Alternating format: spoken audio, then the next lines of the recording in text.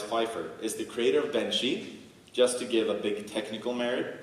But from having spent time with Tobias, it's kind of obvious that he contributes most to the community as a kind of glue. Not because he's a dead horse or anything, but it turns out everyone knows him, everyone speaks well of him, and he knows and cares about more people than I think I've ever met. I'm frankly bewildered by how this man operates, and this is not a Benchy talk, this is him presenting on what is most important, functioning among humans. So give a big hand for Tobias Pfeiffer.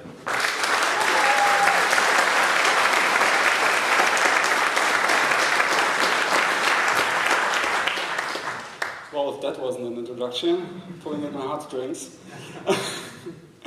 So, as Lars said, I want to talk to you about something today. And most of this conference, we talk about what we commonly refer to as hard skills. That term actually stems from a US Army manual, somewhere in the 60s or 70s, and it literally meant sort of the skills to work with the machines.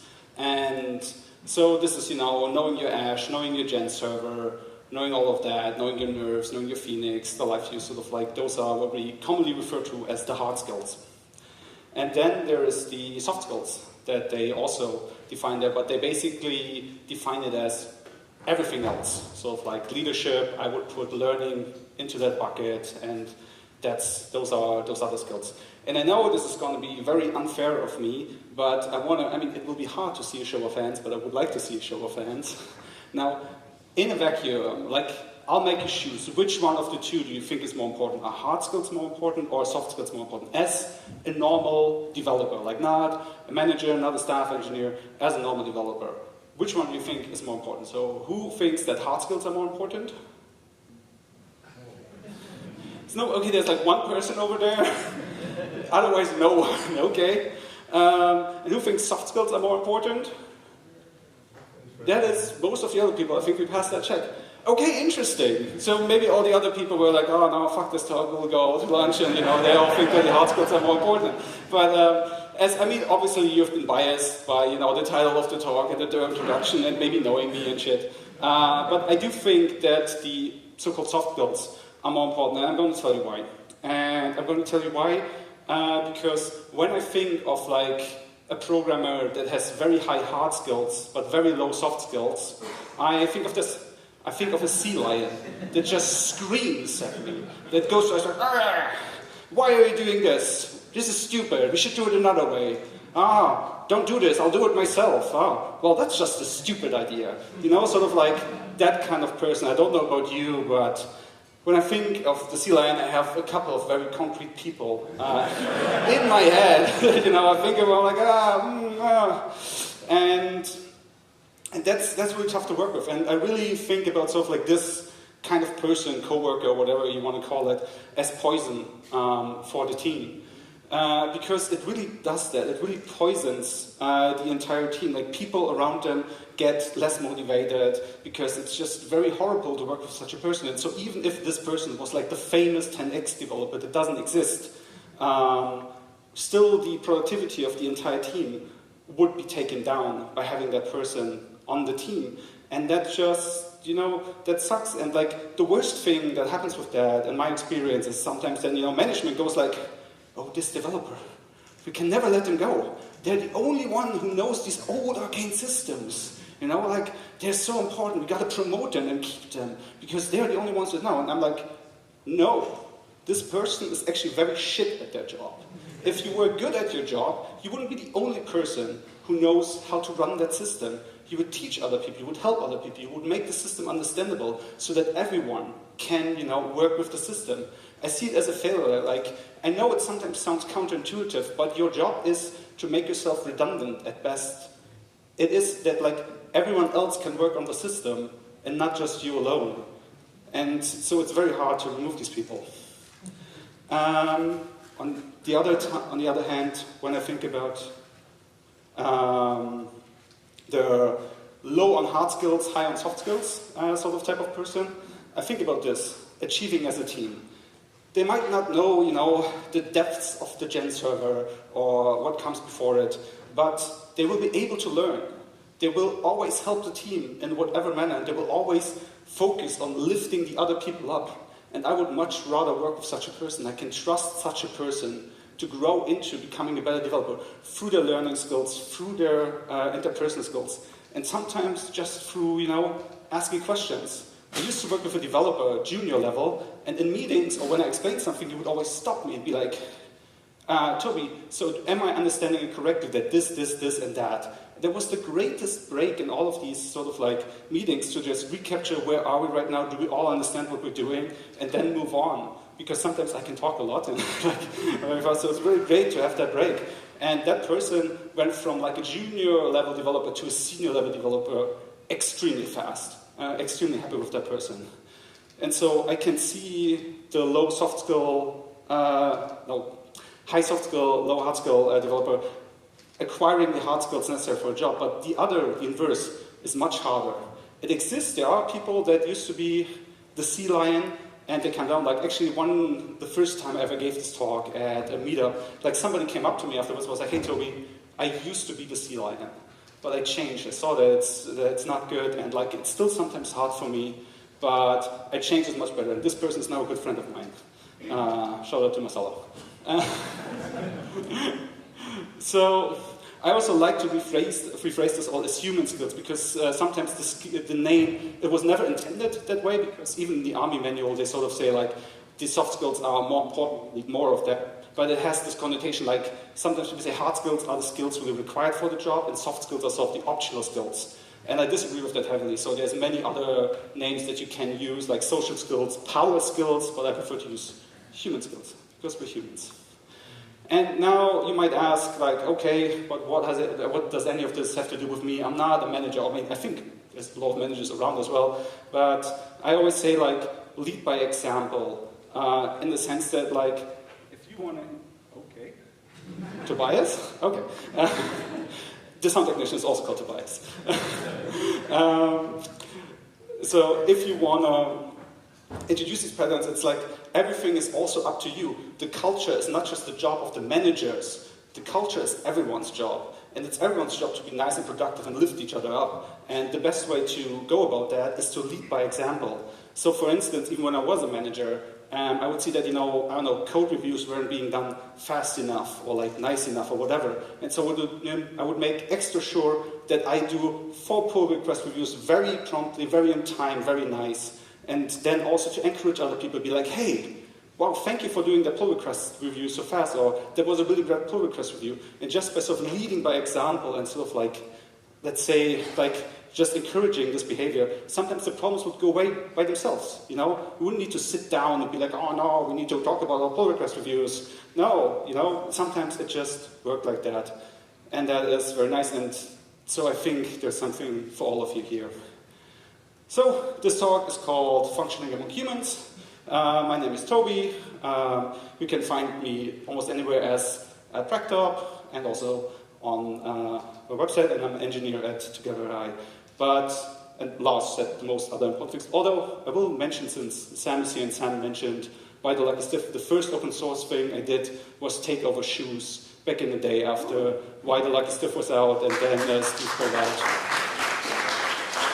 So, been doing this for a while. I actually did this while I was in Sweden, which different story. But the real title of this talk is Everything I Want Everyone Who Works in Groups to Know. That fits into 40 minutes. And so I will need to make cuts, and I try to focus on stuff that's like maybe you haven't heard of before, and that's focused on developers, but I also need to make cuts at like situational leadership, group readiness, topics that I love, but more management focus, and also stuff like biases, which I hope most of you have already heard or learned about, but otherwise look up biases. Men nu vi är här i Sverige så ska vi prata lite svenska. Så jag bodde i Karlskrona i 2011 och 2012. Jag har studerat på Blekinge Tekniska högskolan i Karlskrona, programvaruteknik.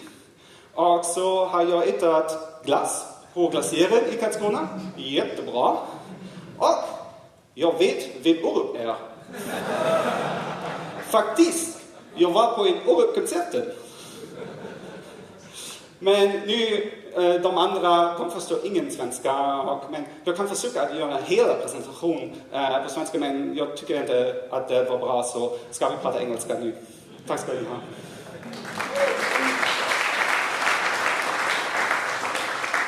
So as I mentioned before, this will be more like of a best of mix, like sort of like the things that I've learned through my life, dating back to high school, that I still apply in my daily life and that helps me in my daily life and in my work in some form of fashion. So I will introduce you to a concept really quickly, tell you how I apply it and how it helps me, and then I'll move on. And so the idea is there, just like in a good old mixtape, to get you interested, to be like, oh, that sounds cool, I wanna do that, maybe I wanna learn more about that, and so you can look up more about it yourself. And at the core of everything, which is I didn't know what introduction Lars was going to give me, but this fits perfectly to me and to the topic at hand, is empathy as a core value. So empathy is the ability to sort of feel what other people are feeling, know what they're feeling, know what they're thinking, and then to act accordingly, to sort of keep their emotions and what they want into your context and act accordingly. And that is if you don't take anything else away from this talk, then take away empathy for your fellow human beings and for your co-workers, because everything that I'm talking about today can just be derived from empathy if you think about it. So one of the most major things there is to say thank you. When somebody, so this is like a small pull request to Benchy that fixes some README mistakes, and I obviously missed those, and so I'm actually thankful for the person to fixing them, and especially if somebody, even if they do only a 3 line of code fix to your code base, that would have taken you 5 minutes, that person probably maybe took them a day, because they needed to set up your library, they needed to debug the code, and they need to find the right spot, and so it's often not visible, and so that thank you is really important. So I usually say thank you, something, and then I post bunny pictures. So, and the same thing applies to me when I report issues at libraries. So this is Mint, fantastic library. And then sort of I first said, hey, thank you for providing this library to me, because in my mind, if I am, if I'm encountering an issue with a library, that means I see some value in the library. This library has either helped me or I want it to help me. So some people are like, oh, fuck this shit, your library is broken. I'm like, no, you built this awesome thing for me for free, and I want to use it. So thank you very much. And then I try to give a detailed instruction on what the problem is with reproducible code and sort of workarounds that I tried, and a solution that I would propose. And in this particular case, I included how do other HTTP clients handle this exact same problem, because it was about standard conformance. And so this is all a part of empathy to help the maintainers know sort of what should they do and what's up to, that they can decide on the problem. I also used to maintain SimpleCoff in Ruby, or actually I'm still a maintainer, but I'm not doing much, but different story. And sometimes people just open issues after the last release, my code coverage dropped. I'm like, great. So, I don't know, why, how do you know it dropped? Where is it? What's the problem? Can I reproduce it somewhere? I can do nothing with that, right? And that's very frustrating as a maintainer. And, sometimes as maintainers, we also just sometimes it feels like some of us are just sort of one bad flame message away from throwing it all away. So, be kind to your maintainers. So yeah, provide a lot of context. So in that particular issue, I received this reply from the maintainer. And even though the lack of bunny pictures is disappointing at Fractal. And so this taught me 2 things. 1, Andrea Leopardi knows who the fuck I am. It's damn, I didn't know that. And 2, Andrea Leopardi knows that I post fucking bunny pictures on issues? Gee. This has gotten a little out of hand. So he asked for bunny pictures, and so bunny pictures he shall receive. But without some of the joking before, I really found it special, because we had this really fun interaction that I really cherish, and it also leads to another point that I like to make, is that whether in work or in open source, you might find it silly to post these bunny pictures, but it gives a little moment of sort of fun and maybe a smile to people's faces. And that's something that I find really cute, and why do we take ourselves so serious all the time, right? Yeah. Anyhow, talking about pull request reviews, I hope most of you have heard this, but in the review it's always about the code, never about the person. So like, don't say, oh, your code has a bug. Oh, this, you wrote shit, like you need to fix this. No, it's our code, it's our code base, and we're working on this together. It's not you or me, you versus me. We together in the review, we try to make this code base better. So it's like, hey, I think there might be a bug in here, or like, can we fix this, or can we write another test for this? How about we do this approach, and all of that. So the language really matters, so that you don't like antagonize that person, but you are there together to sort of like work and fix things, and that's sort of like the feeling and the culture that I want to foster in a community, whether it be open source or at the workplace. And so for me, empathy also means that, remembering the sea lion, I think about the sea lion. I'm like, how can I make working with that person easier? How can I engage with them better?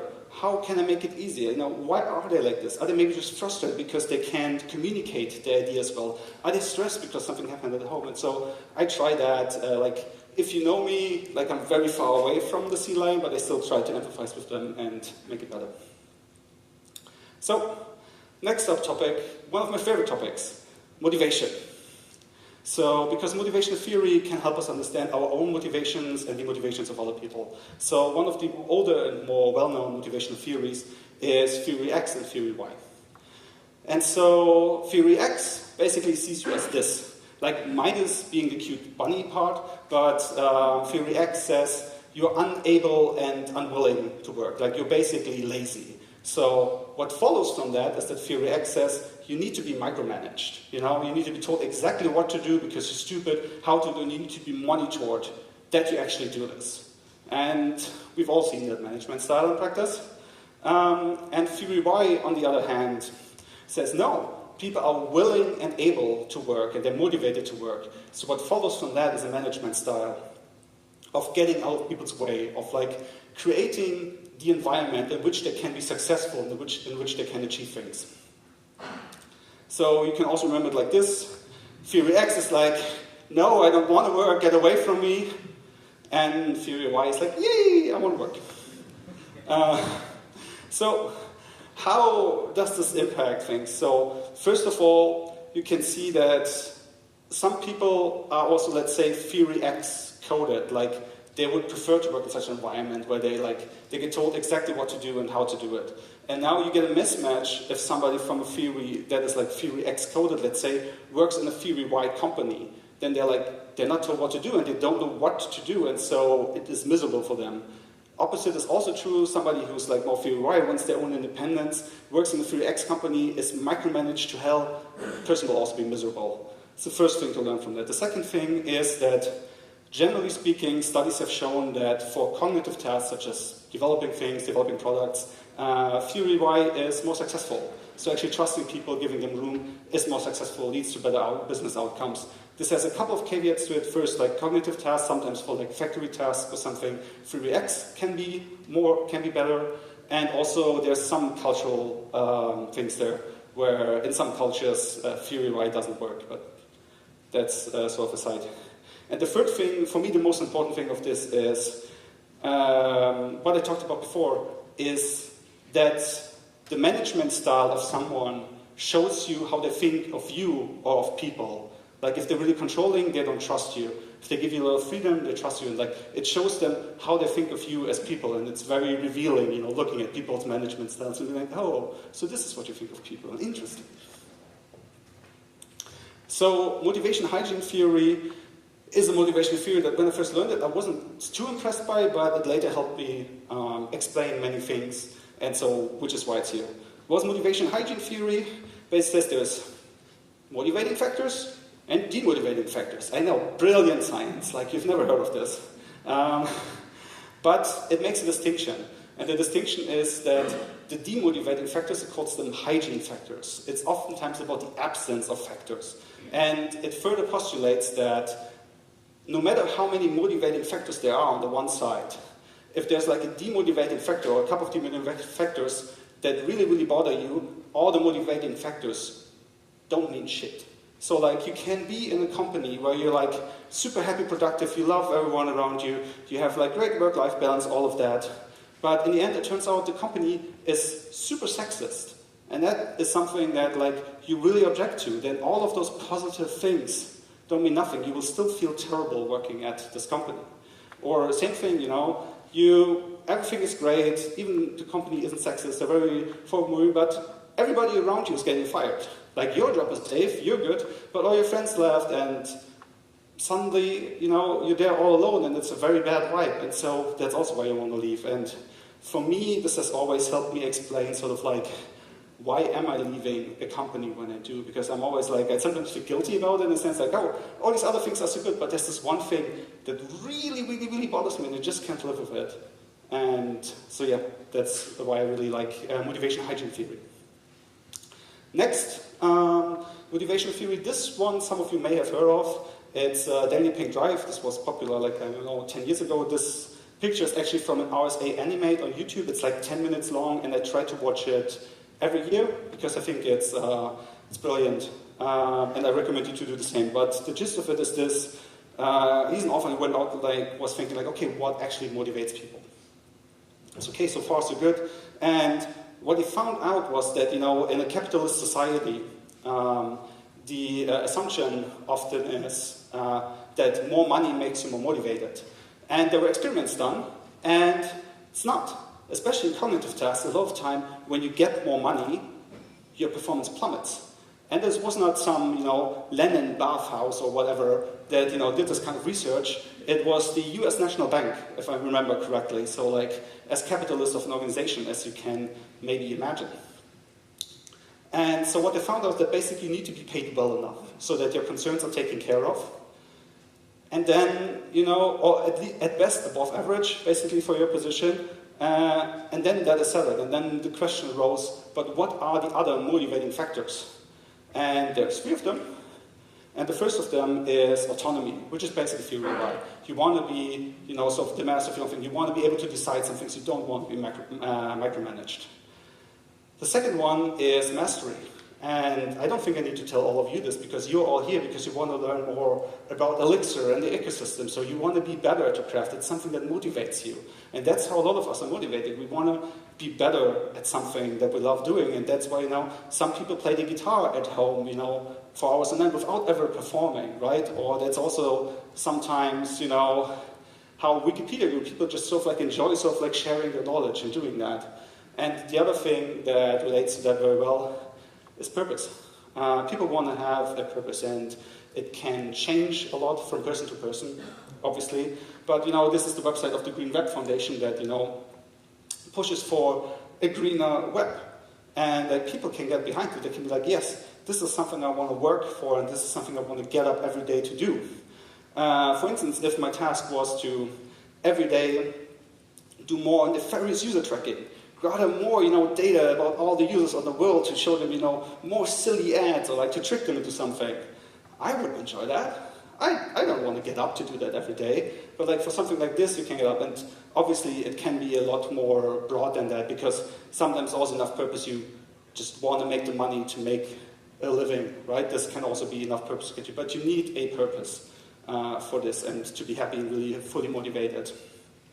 And this conference is a great example of that, you know. It's a great conference, and like the people working on it are doing it, you know, for free, but they're driven by the purpose of getting us all here together to have this wonderful event and to enjoy together. And this is, you know, how they get the motivation to put such a cool thing together.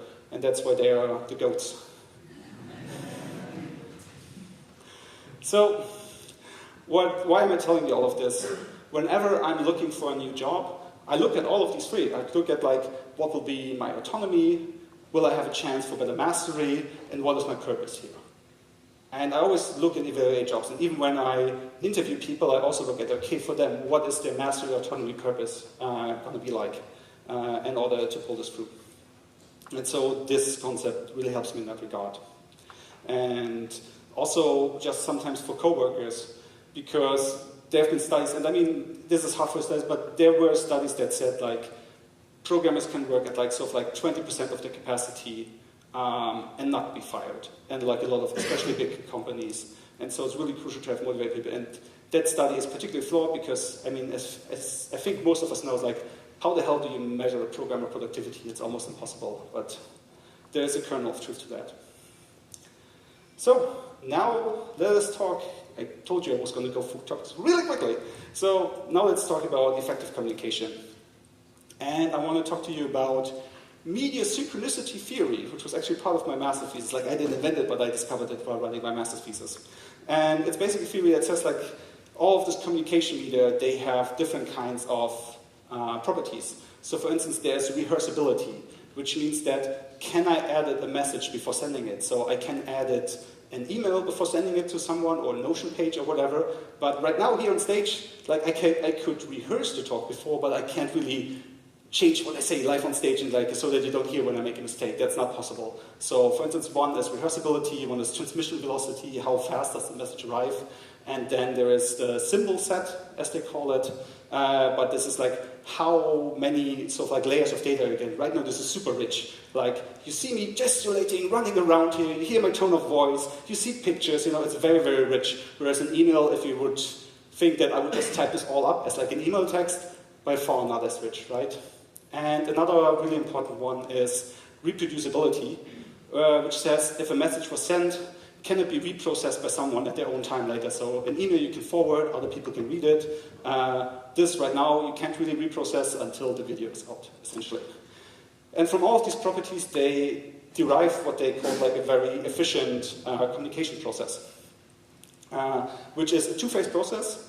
And the first phase is conveyance. And they say, like, in the beginning, it is best to sort of like write something that's really rehearsable and reproducible. So like a Notion document is at best, so like something that even, you know, people can document together, like a Google Drive, but also an email works, where you do the basic things that you want to talk about, you share that. And what that means is that every one of the other people, they can read it at their own time. Maybe somebody already knows the topic super well, and so they only read it for like half an hour and then they're done. And somebody else goes and cross-references other stuff for 3 hours, and so it's important to give people this time. And so after everybody had their time to like process this on their own and like read it and everything, so everybody forms their own mental model of this, then we get together in what is called convergence. And convergence is different. There we need a very high transmission velocity, which means that we can exchange thoughts really rapidly and very quickly, and at best with really high symbol sets. So this is usually a synchronous meeting, a video call or something, where you can really talk to each other, hear the tone of voice, how do people mean this, you can point and you can clarify questions super quickly, because that is much worse than an email or Notion document. And so then we talk about our perceived notions, about like what it is that this means, what do we want to do, and then we see, oh, we actually have all different kinds of notions. We talk about it, and then afterwards, we hopefully leave with the same notion of what is going to happen and what is going on. And so now, how is this good, or how does this help you? Well, first of all, it really helps you to, you know, I love the first step of that, the conveyance part, where I'm like, you really need to summarize and document things so that everybody can be like, okay, we're on the same page. And even after that convergent parts, you should summarize what is it that we talked about and what conclusion that we arrive at. And when you do this kind of writing, one of the, let's say, newer things that I learned is it's better to write something that you know is wrong than to be vague. Then if something is vague, everybody can agree to it. Everybody can be like, yeah, we should do this. That sounds kind of fine. And everybody can make up their own mind of what that actually means. But it's not that. So, but if you write something that's wrong, people can actually correct you. So it's better to be wrong than to be vague. And another thing I want to throw in there for you, for these kinds of decisions, sometimes in a company, we're like, oh, this old system is shit, we should replace it. But then everybody goes and has their own ideas on how to replace it, and people can never agree on how to replace it. So there's 4 different proposals flying around on how to replace it, and it sticks on forever, nothing happens. And then people are kind of fine because they're like, well, we didn't take any decision, so that's good. Because we can't be punished for not making a decision. And so I like to take the decision of no decision and put it as an explicit item on the agenda. I like to be like, okay, so we all agree then that the current status quo is fine, and we want to stay with the current status quo of this old system there. And that sort of like gets the heads thinking in a bit of another direction. So in general, what I like to do with this conveyance and convergence is I like to apply to all the meetings. Like when I get a meeting invite, I would like to have a document in there with an agenda. At best, editable, so I can add questions, I can, give my input, and Then in a meeting we can discuss the document, everybody's hopefully already aware of the context, and so we can have a much more efficient, really, really good meeting. And sometimes the most magical thing happens. Sometimes on the document before, everybody already agrees on what we need to do and what's going to happen, and then we just cancel the meeting. And this is, I've seen it happen in practice a couple of times, and it's magical. The same thing you can apply to pull request reviews. Because I think we've all seen this when you have a pull request review and it just goes on and on and on and on, but in between you always need to wait like a day or a couple of hours for the other person to respond, and by that time like everybody dreads going back to the pull request, and it's just like, oh god, no, that discussion. And after like, let's say, somebody comments, somebody replies, and then somebody comments again, that's oftentimes like, I think like a good cutoff point where you had the conveyance process, because I mean, a pull request is that you send data to somebody else, they make comments, you reply to comments, and at some point it is better or more beneficial to get together for convergence. And then you can do what I call like a pairing review, where you go through the pull request review together, so far you just hash out the finest details. So this is, well, young Toby and my friend Jason, but we're actually working on choose code together in Berlin. And this is exactly what we do. We just went through the code and we're like, okay, this, and that, how do we do it? And then sometimes even the toughest problems can be resolved in a couple of minutes. I used to work with a person who was quite, well, stern on pull request reviews, I would say. And so people would like discuss with him and would be really frustrated by it. And it would be like, Toby, can you please come, like this person, they're being like a little bit problematic again. I would look at the discussion, I'm like, oh God, I don't want to do that. Then I would go to him and it would be like, okay, let's talk about this. And in 10 minutes we had everything hashed out and everybody was happy. You know, like, so go take that step, go take that leap to, you know, actually talking to people synchronously about this. It can oftentimes speed up your work so much. So, now we have an audience interactive question again. So, sometimes in pull requests, or in general, you want to convince people of something. And my question is, if you want to convince someone, let's say you want to convince people to adopt Elixir, how much should you talk and how much should they talk, like in a one-on-one setting, like as a percentage? How much should you talk? Please shout numbers at me. 90. Okay, we have 90%. 25. 45. Okay, thank you. You're very good audience. Give yourself, I mean, no, don't. But like, I'm very happy. So we have everything from 5% to 90%, and I don't have like a complete study to back up this, but I learned this from a coach in university, and his answer was, you should talk 20% of the time. And so, now why is that? Because it's sometimes counterintuitive, because sometimes we think, you know, if we just stand there and we shoot all the cool facts at them, like gen server, resilience, la la la, la la la, you know, then we will just convince them by just purely overloading them facts. But the problem is that you need to listen to people, because their concerns about switching technology or about the technology might be completely different concerns, and you might just talk, you know, across each other. So what you need to do is actually to ask people questions and listen to them. What are their fears? What are their concerns? Why don't they want to make the move? And then you can tailor your answers precisely to them, to understanding them. Again, empathy. Convincing people isn't about you, it's about them. And so I really want to hammer this home that, like, listening to people is just so important. At a point in my life, I was thinking that, wow, like I was a manager and I felt that like all the cool innovations, all the cool process changes we did weren't done by me. They were done by actually other people on the team. And then I felt like, wow, am I just a fraud? Like, you know, like they do. Like, am I not supposed to be the person to do this? But then I figured out two things, like, and it's like, I hire all of these people that I think are excellent and really great. How should I ever hope or think that I can know more than all of them? I shouldn't. I should hire people, and I did, that are better than me in many ways, and like help them help.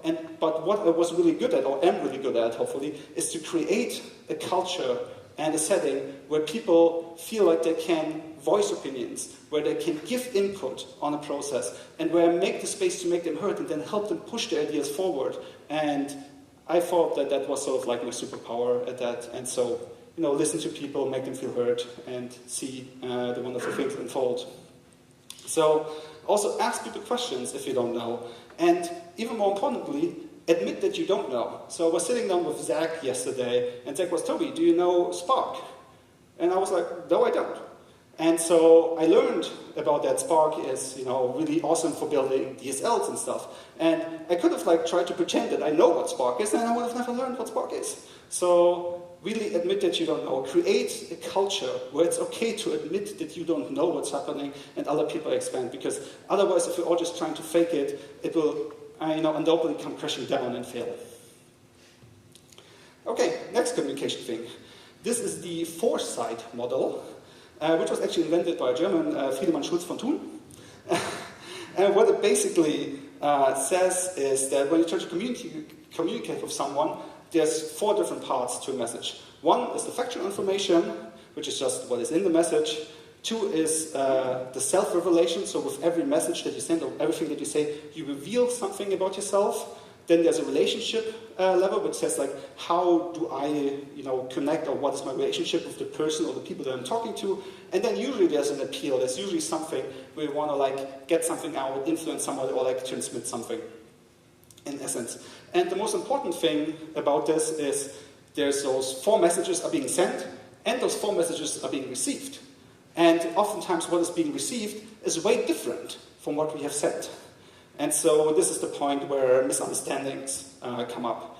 To give you a simple example, I might say, I'm at lunch here, oh, there's something white in the soup. What I mean is, factual, there's something white in the soup. Self-revelation, I don't know what the white thing is. Relationship level is because I'm talking to the person who probably made this, I'm you made this, you probably know what this is. And the appeal is hey, please tell me what this is. However, on the other side, what might arrive, factual information is the same, there's something white in the soup, and self-revelation, I don't like that white thing. Why is there a white thing in my soup?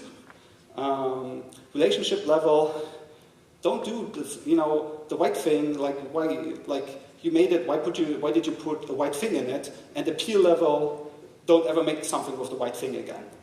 And so this is a core misunderstanding where you can see what we try to communicate is not what happened in the end.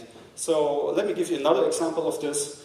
Is a question that I ask all the time is why are we doing it like this? And what I mean with that is factual, why are we doing it like this? Self-revelation, I don't know why we do it like this. Relationship level, you know the system better, or you have context, you did this, you probably had a reason to do it. So, and then appeal level is, please tell me the reasons, I would like to discuss them with you. However, this might also sort of arrive in a completely different way. This might arrive in as self-revelation. I know better than you. Why were you so stupid to do this? And relationship level is why would you? I know better than you. And the appeal level, stop doing it and just do everything the way that I want. And again, these messages are very different, but especially in communication, where we just communicate via text, so low symbol set, low media richness, you can also say, which is another theory, but so these can happen. And now, what can you do is first, there's something you can do, a meta conversation. You can talk to each other about the way that you talk to each other and try to fix out these problems.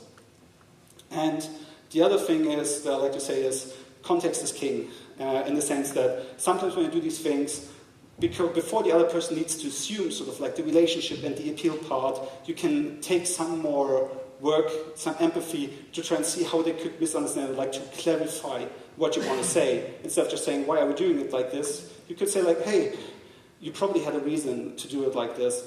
Can you tell me this? I would like to know why we do it like this. And so you can try to add some more information to try and make it better. So let's quickly talk about giving feedback, which is super important in this context with misunderstandings and in other context as well. And feedback should usually be given in private, so because, especially if it's negative feedback, it's not great to do it in a group context, because then people go into a defensive mode and it's really hard to get to them. You should at best have a concrete situation and not be oh, you always do this. You should say, in this situation, and describe it as being, at best, very objectively, say okay, this situation without anything where your subjective thoughts get in. You try to describe, this is what happened, and then you describe the impact it had on you. And the impact is oh, this made me feel very sad because I didn't feel hurt when you said that, or like I felt like you were questioning my skills or whatever. And then at best you follow it up with a wish, that you say like, hey, I wish that in the future, we would resolve this issue like this, or we would, that this conversation would have gone this way instead. And like some people told me that this is sort of like nonviolent communication, which is a concept, like I knew this before, nonviolent communication, I read up and like it sort of aligns, but try to give feedback in that way.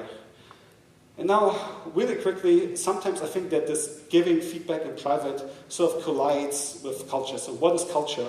And culture has many definitions, but I would say that culture is sort of like what behavior do we reward and what behavior do you like punish or like, well, not reward. And the problem is if you only ever give feedback in private, then sometimes, if somebody was being a total ass in a meeting or on Slack, it just stands there. And if it's not being said like, this is not okay, this is not our culture, then it just stands there. And people start to think that, yes, this is how we can behave. We can just insult people. This is fine. And no, it's not fine. And this is on every one of you to hold up the culture that you want to see and want to be in your company. It's not just the managers. It's you that also needs to say like, no, stop it. This is not how we talk to each other. So, trying to finish up, if you want to take a bit more weight than just empathy, human skills matter. Empathy is the most important one still. What I told you about motivation, how it can affect your life and your own motivation. See, like, how do I want to work? How do I want to live? What motivates me? What is good for me? What enables me to do my best? Communication patterns is super important. How can I run efficient meetings? How can I talk to people so they actually understand me? And in the end, lots of times people ask me, like, oh, Tobias, like, how do I learn of this? How do I do all of this? And what I like to do is reflect a lot. When somebody talks to me, they say something that makes me feel good, I feel about, like, why did this make me feel good? And when I understand that, I try to apply it in, like, other conversations with people to also see. Or, like, when people tell me that they had a shit experience at work, I try to understand why and how, and deep dive into that, and then be like, okay, I'll make sure that this never happens at my company. So, thank you very much.